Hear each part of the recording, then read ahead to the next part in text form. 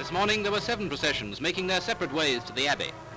Now, for the state drive back to Buckingham Palace, on an afternoon that's fast turning into a drizzle, they are all joined into one amazing cavalcade, so long that even before the state coach has taken up its royal burden at Westminster, the head of the procession is crossing Piccadilly Circus more than 2.5 miles ahead.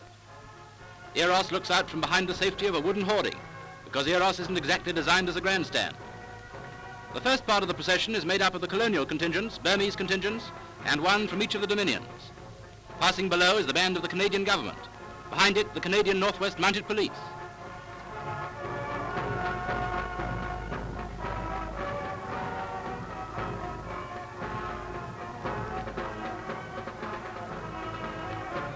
The Royal Horse Artillery and the Cavalry of the line.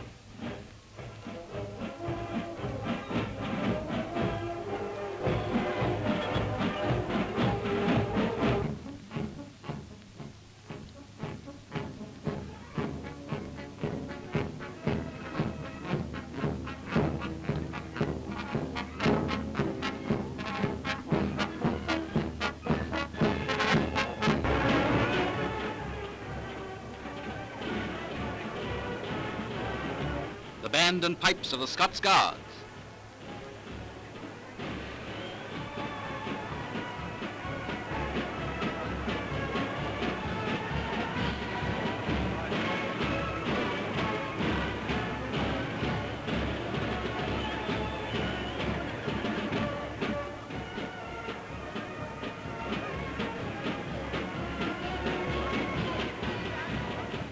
The band of the 16th 5th Lancers.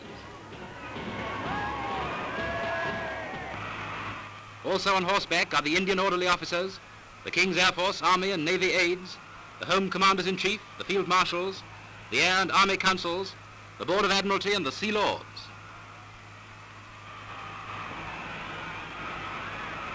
A battery of the Royal Horse Artillery.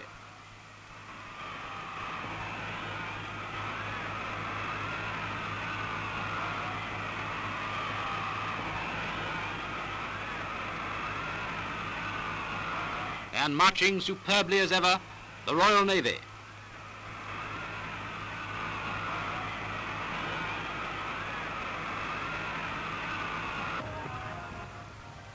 Meanwhile, at this moment, the Duchess of Gloucester and the Duchess of Kent are leaving the Abbey to ride in a glass coach in the part of the procession which comes immediately in front of Her Majesty Queen Mary.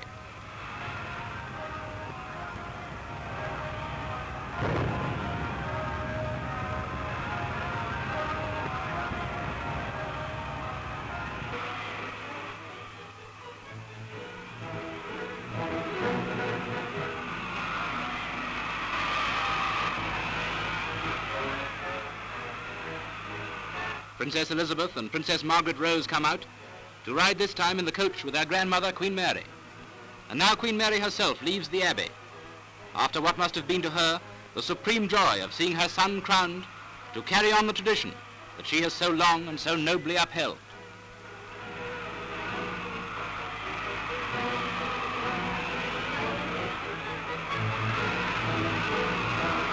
From inside the Abbey, the voice of the choir rises in the national anthem, and a waiting world knows that Britain's new King and Queen are coming out to receive a nation's homage.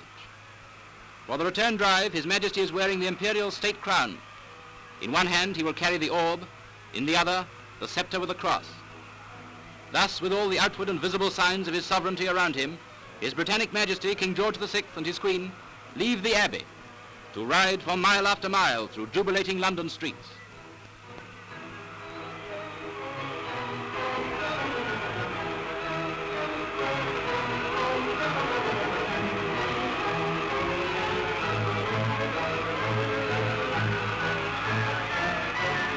Once again across Parliament Square, with the Royal Dukes riding behind. Along New Bridge Street and down Victoria Embankment, where the boats on the river are decked out as grandstands, and the scarlet coats of the Canadian Northwest Mounted Police send 40,000 London schoolchildren into a frenzy.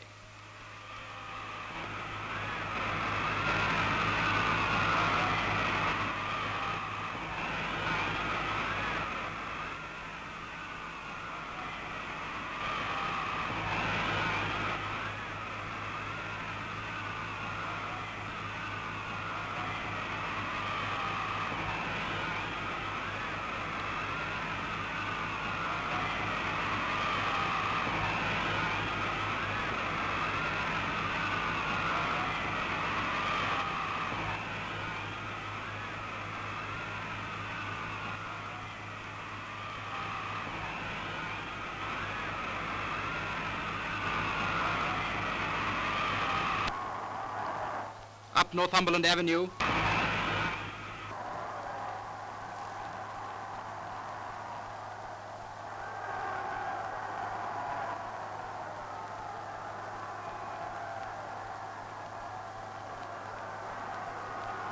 Back into Trafalgar Square.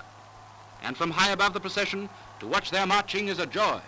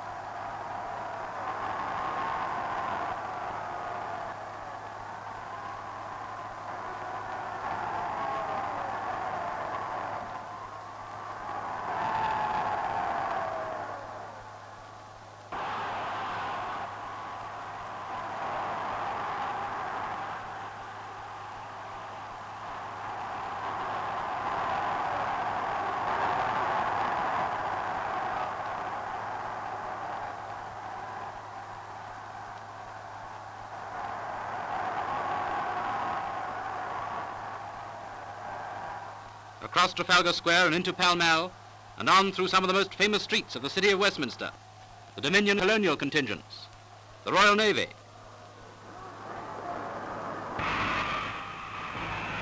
Queen Mary and the Princesses,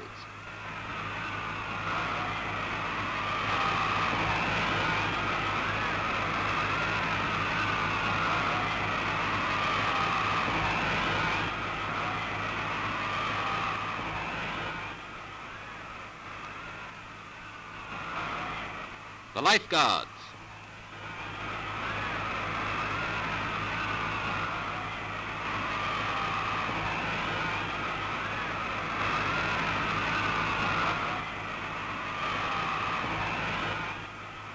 Queen Mary's coach rounds the corner past St. James's Palace.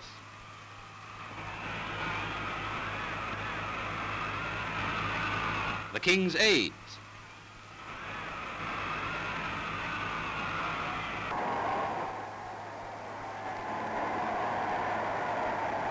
10,000 faces crane forward, and if you're not very tall, there's only one thing to do.